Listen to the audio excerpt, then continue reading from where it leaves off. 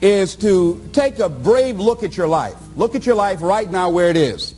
So let me ask you some questions. As you begin to look out on the future, look out on this year, let's take personal inventory. What has brought you here? As you begin to look at the things that took place this past year, did you get out of it what you wanted? Did you achieve the goals that you set out to achieve? What part of your life or what things did you do that you don't want to be a part of your life? Are there any people, as you begin to look at your life and look at where you want to go and what you want to do, are there any people that might be some dead weight that you need to think about unloading?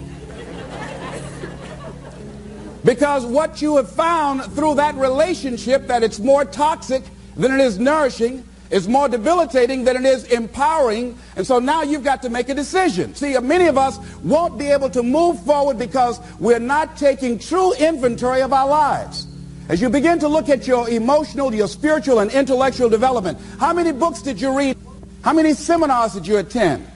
How many classes that you take to begin to develop yourself professionally, to improve your craft or your skill?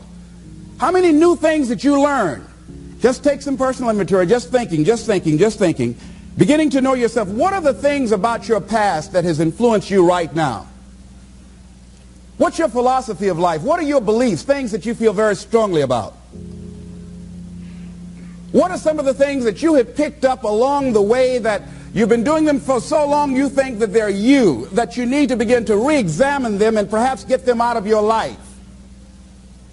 See, a lot of things we do unconsciously because we picked it up somewhere in life. A friend of mine out of Chicago named Rhea Steele, I was at her house to have dinner, and Rhea, who was born in Chicago, has a tremendous southern drawl. After I met her mother, I said, where did Rhea get her southern drawl from? She said, my sisters came up from Kentucky, and they used to be her babysitter. And she picked it up while in their presence. And Rhea still has that drawl. What is it that you've picked up somewhere in life that might be a liability to you? What fear, what beliefs that you're holding on to tenaciously that's no longer allowing your life to work? It's not enabling you to produce the results that you want to produce in your life. And you're still clinging to them. See, as we go into a new world, there's some old behaviors that just won't fit. What are the events? What are the circumstances? What are the people that have shaped you? Just thinking. What are the things that you need to let go? Some things that have cost you pain, that's stifling your growth and development. What are those things? As you begin to look at your profession or your career, what is it that you need to do to begin to upgrade your skills or your knowledge, to continue for you to be competitive in the marketplace? As you begin to look at yourself and ask some of these questions, what is something that you're good at? Are you living your passion? Are you living your dream? What do you regard as your greatest personal achievement? What is the one thing that other people can do to make you most happy? Just think about these things. What would you do if you had 1 year to live and guaranteed success in anything you decided to do? What would that be? What would you do with your life if you had it to live over? Getting to know yourself. What is one value, one deep commitment from which you would never budge? What is one cause that you would like to become involved in to make a difference on the planet? I work in the Cook County Jail in Chicago. It gives my life a great deal of joy and fulfillment. Have you found something like that in your life that you could enjoy doing, working with people? I have a friend that's working with physically handicapped people. She said it's been the most rewarding experience she's ever had. She used to be a constantly depressed individual, always feeling sorry for herself. It has changed her life. She's a grateful person. She's found something that she's lost herself in. What is your biggest setback, failure, or defeat of the past year? What is it about you, if somebody really knew, they wouldn't get into a relationship with you?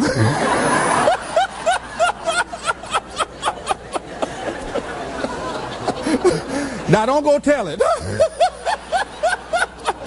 But once you acknowledge what that is, then start working on it and changing it. Change that. It's easy to blame the other person, but start taking ownership for where you are. Are you proud of how you have been living your life? Have you explored your natural talents, your gifts, by enthusiastically trying a variety of activities? Ladies and gentlemen, a lot of us have so much talent and abilities, we just put them back on the back burner or just left them aside someplace. Never did anything with them, never brought them out here. Used to do them extremely well in high school or college, or just had a natural gift and never did anything with it. What are you sitting on? What gifts are you sitting on? Have you resigned yourself to a life feeling that nothing can be done to change your future or your circumstances? Have you been afraid to try something different because you're afraid of how people will react to you or what they will think? Those are some of the things that I suggest that you begin to answer yourself. Now, here are some things that I suggest that you begin to look at working on to develop your character. Some things that will give you some personal strength.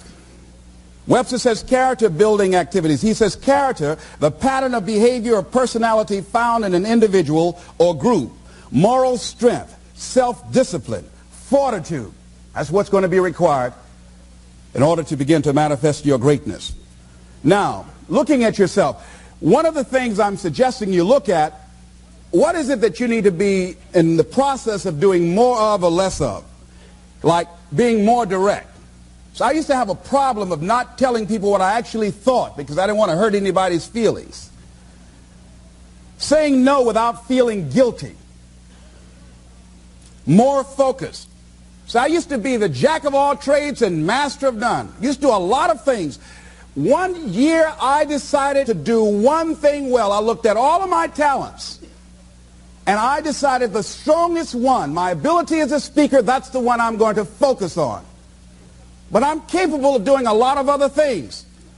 But only when I decided to focus did I begin to reap the rewards of my talent. And then after you do that, you can begin to expand and use the other talents that you have. Deciding to keep your word. If you just decide, I'm going to keep my word. If I say something, I'm going to do it regardless. Being more considerate. More trusting. More disciplined. Being less fearful. Being more adventurous. Find something that you can look at your life that you say, hey, I know I've got a problem in this area. Being late. I need to take care of that. Procrastinating. I need to deal with that. Not taking care of business. Being seriously not serious.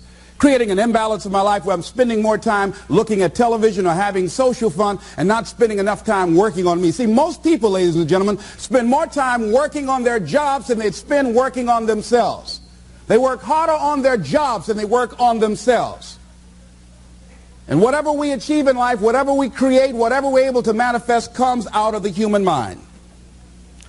Now, I want you to think about 5 things that if you had the courage to do them, it will give you a feeling of satisfaction and self-respect.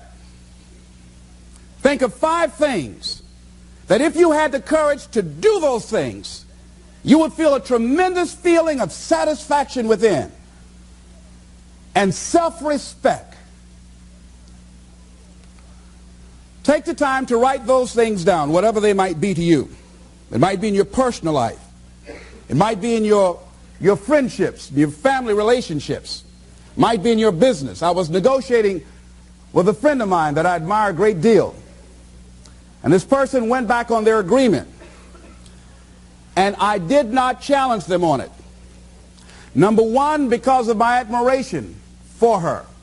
Number 2, because I really wanted the business, and I think she sensed that. So I didn't want to seem too picky, and I was nervous about it. And I was cowardly, because I should have said, listen, that's not what we agreed to. I should have called her on that. But I didn't want to look bad or to appear to be negative or risk losing the business. Look at 5 things that if you had the courage to do those things, that you would do those things. A lot of people say, well, I've been like this all my life. I just can't change. This is the way I am. Dr. Harold Griswold, a psychologist and author of Direct Decision Therapy, said something. He says, when someone says, I can't change, some part of them wants to change, but the payoffs for his present behavior are greater than the payoffs for a changed behavior, or his fear of change is too great. Ladies and gentlemen, it takes courage to live your dreams. It takes courage to manifest your greatness. It takes courage to decide to live, to decide to bring out all of your talents and abilities, to decide to stretch out, to decide to take a chance. It takes courage to be happy, just to be you. I saw a friend who I hadn't seen for a long time. Her whole personality has changed. She was an extroverted, assertive person.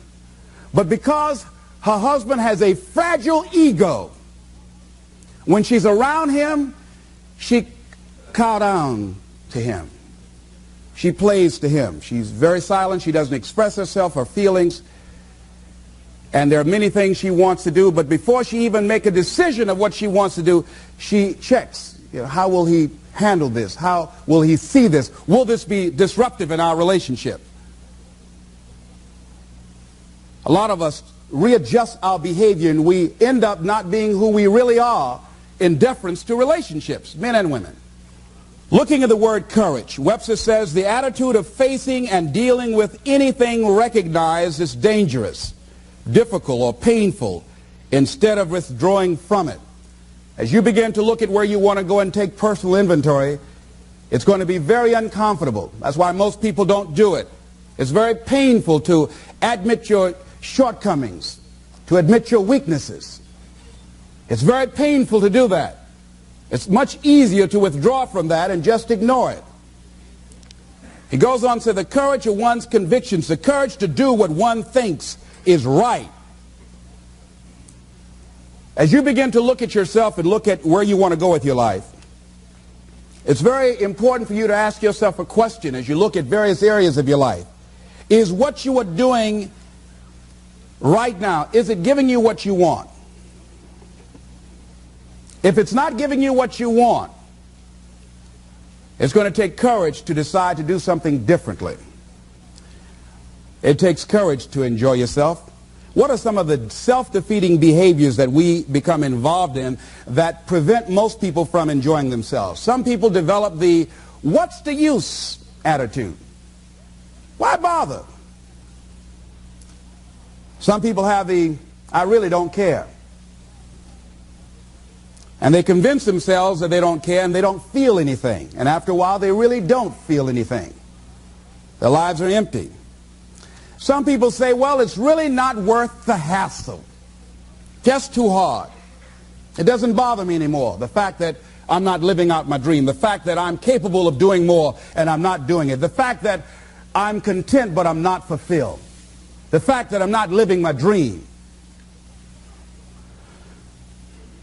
Tom Rusk and Randy Reed in a book called I Want to Change But I Don't Know How said, people go through life many times playing it safe. He says that's the secret hope, that they say to themselves, if I never let myself feel too good, maybe I'll never get hurt too badly. A lot of people don't ever do the things they're capable of doing because they allow themselves to go along with the crowd, following the crowd. Many people have things they want to do, and they find themselves in relationships with people who are addicted to mediocrity, and they allow their behavior to influence their behavior. Following the crowd. Many people don't do it because of the fact that they allow their lack of self-confidence to immobilize them. I remember when I wanted to go into business for years, that was an agonizing thought in my mind. I wouldn't try it because I didn't believe that I could make it. Of the 5 things that you would like to do if you had the courage to do, I want you to pick one thing. Pick one. And here's how to set it up for yourself that will help free you and get you unstuck. What is the worst thing that can happen if you do it? What's the worst thing that can happen? Let's say going into business for yourself, or changing careers, or getting a divorce. taking some kind of chance of something that you've always thought about doing, but you just haven't done it for whatever reason. What's the worst thing that can happen? Do the worst case scenario. Now, when you do the worst case scenario, you write those things down, the worst things that you fear would happen. When you name your fears, that puts you in control. What are you afraid of? Name it, write it out so you can look at it. Confront that fear. What is it? I'm afraid that things might work out. What else, Les? Well, I've never been in business, okay? What else, Les? Well, I don't have all the help I need, okay? Good. What else, Les? Well, I don't have enough money, all right? Good. What else, Les? Well, I don't have a college degree. What else? I'm not as good as those other guys that I've seen up there speaking, okay? What else? Well, that's all I can think of right now, okay? Good. Now, that takes you to the next step. What are the benefits? What are the benefits of your acting courageously, taking life on? Well, part of what happened was that I felt better within myself, and I had a strong sense of self-respect. Going into business for myself, I made a lot of mistakes. Sometimes I was down on myself. I felt stupid. I felt dumb because people who were in business said, why would you do something like that? Well, I didn't know. Boy, were you really dumb. And I used to chime in with them. Yes, I guess I was. I didn't know any better. But the other thing is, I had to say to myself, but I did it. I did, even if I made a flop of it, I did it. I took the chance. I took the leap. What are the benefits of your acting courageously? Whatever it is that you've identified. Write the benefits down. And then focus on them. Focus on the benefits. Not on the liabilities. Not on your fears. Focus on the benefits. That which you hold in consciousness tends to manifest itself. Think about how good you feel. Think about the level of increased self-respect, the sense of self-worth that you'll feel. How good you'll feel getting up in the morning, looking yourself in the mirror because you're taking life on. The other thing is acknowledge your fears and then go into action. This book is called Feel the Fear and Do It Anyway. That's it. See, I believe anybody who's ever done anything, who's ever taken a chance, doesn't mean that they're not afraid. Courageous does not mean being the absence of fear. I think that being courageous is willing to do it because that's what you feel and you're going to do it anyhow, regardless. So you're not going to be immobilized by your fears or your doubts. You admit, okay, I'm scared to death. Now, okay, what is it that I must choose to do? Go ahead and experience that fear, but don't let that fear immobilize you. In what you've done with your life thus far, is it giving you what you want? Is it giving you what you want? When you look toward the future, when you look at all that's going on out here, is there some place within yourself you say, hey, I know I need to be out there in that arena. I know I can do more than what I've been doing. I know there's some great music that I have within me that I haven't brought out here yet. Is that something that you begin to look at within yourself? So I used to do that, and I used to go to big rallies and see guys up speaking when I wasn't courageous enough to go out there and say, hey, my name is Les Brown, the motivator, Mamie Brown's boy, I want to talk.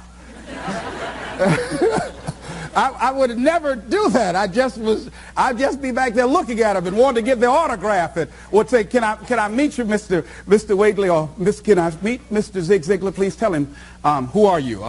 Oh, Les Brown. Because I felt within myself I was a nobody. So who am I to go talk to these guys and go get their autographs? I like to do what you do.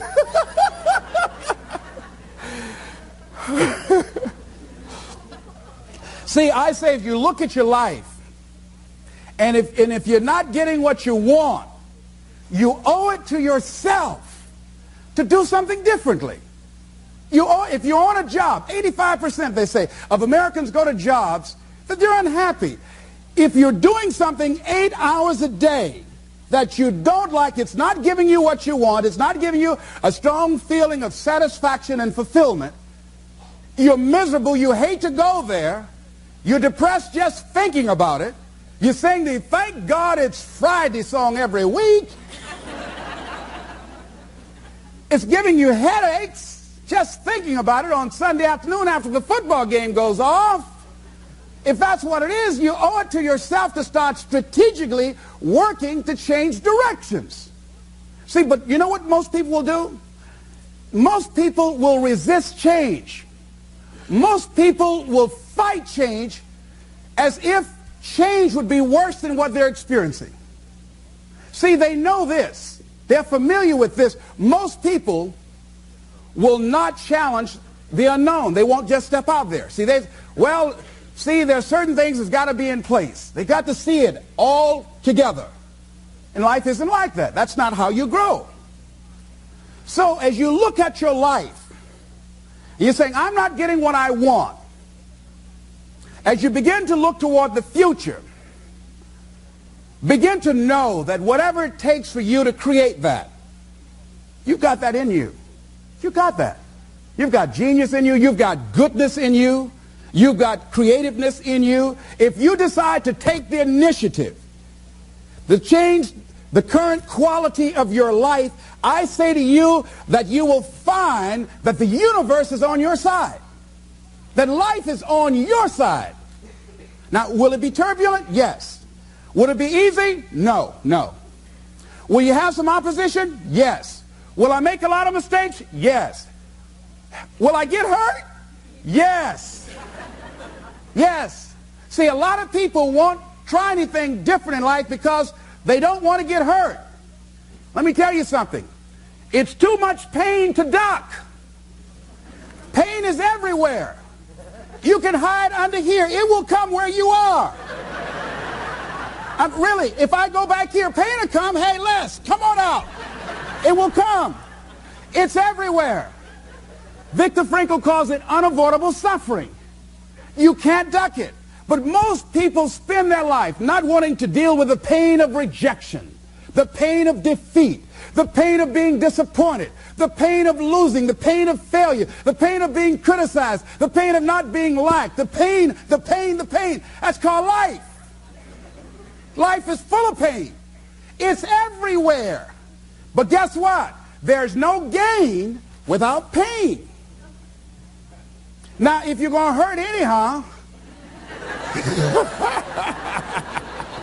get some yardage out of it.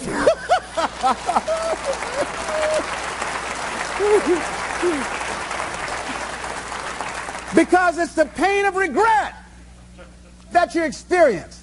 If I had it to do over again, that's a pain. Don't you know that's something? When you know, I was in a seminar once and this lady stood up. If I had my life to live over again, she talked about all of the things that she would do. And you can feel the pain of regret in her voice. The pain of regret. She still experienced pain. She was trying not to experience the pain of defeat, the pain of disappointment, the pain of loss, the pain of lack of support. And she still experienced pain. It was right there. We can't get around it. Most people are governed by their habits, their fears, and the opinions of others. A lot of people never try anything differently because they have been convinced by people in their lives that they value that they can't do it. They're living within the context of the opinions that other people have of them, the low expectations. Many people doubt themselves because when they thought about doing something at some critical point in their lives, somebody they respected and honored, somebody they believed in, somebody that they loved, someone they trusted said, you can't do that. And they accepted that. That's why I didn't go off to college. I had an instructor that I believed who said, you're not college material, Mr. Brown. You're not as smart as your brother Wesley or your sister Margaret Ann. You're not college material. Why don't you try and get you a job at the post office? Try and do something with your hand, or go down to the Miami City Sanitation Department and see can you get a job there. Or why don't you try and go into the Army? I took that test, Mr. Tellers, already. And what happened? I failed. I told you. Anybody fail the Army test, you're really in trouble. So I went down to the sanitation department to try and get a job. because that's what I believe was possible for me. As you look at your life, ask yourself the question, what would your life be like? What would your life look like if you decided not to care what people thought of you? What would your life be like if you decided to give up some of your fears? What would your life be like if you decided to become courageous? What would your life be like? If you decided to act on your dream, if you did what you felt in your heart. You know what courageous means? Tom Rusk and Randy Reed said. They said that courage comes from a French word which means of the heart. How does it feel to you? He says it's courage, you know, it takes courage to live. Says most people go through life not allowing themselves to step out because they don't want to let go. They don't want to be blown around. They don't want to be moved. The courage to face life's whirling wind of contradictions. The courage to love yourself. The courage to love. For years, I was afraid to love. The courage to take a chance. The courage to be who you are. He says courage isn't for somebody else, for medals, applause, or moral debts. Courage is what at that moment feels most right for you. Not just situational ethics, but what feels right in your heart, the word of the heart, what feels right in your heart. One great philosopher says, cowards die many times before their deaths. The valiant never taste of death but once. What does that mean? That valiant people aren't afraid? No, no, no. It means that they experience that fear and they move forward. They move forward anyhow. Many people are dead now. Many people are allowing their dreams to die. Many people are allowing their ideas to lie dormant and collect dust. Many people have all this talent and ability that they are allowing to be buried inside of them, that they will take with them to their graves because they didn't have the courage to be who they are. And I say, as you begin to look toward the future and manifesting your greatness, it's going to take everything in you, that your life deserves the concentrated effort to begin to look at how is it that I can express more of me? How is it that I can bring my ideas out here now? How is it? And start living with a sense of urgency, because you're here today, you're gone today. Life is unpredictable. It's uncertain. There are no guarantees. No guarantees out here at all. So holding back, what are you waiting on? Ask yourself, what's the benefit of your waiting? What's the benefit of your not living your dream? What's the benefit of not listening to yourself? Oh, please, listen to yourself. You know the feelings. If you start listening to the feelings in your heart, and I'm doing it now more every day, I find that my feelings, I can trust them. And I say to you that as you look toward the future, you look at life on a daily basis, if there's something that you have been given, if you've heard something within yourself that you know that what you're doing now doesn't fit for you, it doesn't work for you, it's not giving you what you want, and there's something else that you want to do, don't allow that inner doubt in you to talk you out of it, to build a case on why you can't have it, to tell you why you're not good enough. You ignore that inner voice and all of the external voices. Don't judge the possibilities for what you can do based upon the circumstances, because the circumstances won't determine who you are. Don't determine what you're able to do based upon your resources. Don't determine what's possible for you based upon where your life is right now. Where your life is right now is not you. That's just what it is right now. But the possibilities for you are unlimited. If you're in a rebuilding process, it's unlimited. If you're coming back from adversity and devastation, it's unlimited of what you can do. That's the capacity of human beings. It doesn't matter how many mistakes you've made. It doesn't matter how many flops you've had. It doesn't matter how much money you've lost. In fact, I see it only as an investment of what you learn from life. Not losses, but investments of what's possible for you. And I say to you that once you start listening to yourself, and as you begin to act on your dream, as you start just trying to find your way, doing what you can with what you have, you will start seeing things opening up for you. You'll start attracting people. You say, where'd they come from? Things will start coming together, clicking for you. You say, whoa. You start brainstorming. Ideas will come out of nowhere as you focus on it. The key to it is to begin to focus on what it is you want to do. Why, Les? Why is that important? Because as you focus on that which you want to do, that which we focus on, that which we give our energy to, it will begin to multiply. It will begin to expand. It will begin to develop your consciousness. And out of that comes your greatness. Out of that comes a commitment. Out of that comes a passion for life. Out of that comes a special power that you have in you that you haven't even called on yet. See, the powers that we have will never reveal themselves if we don't challenge them, if we don't put ourselves in a position where we have to use them. So one of the most important things is reading a book that's a really interesting book called Instant Millionaire, and the guy said, put yourself in a position where you can't retreat, where it's do or die, sink or swim. Here's what you'll find out.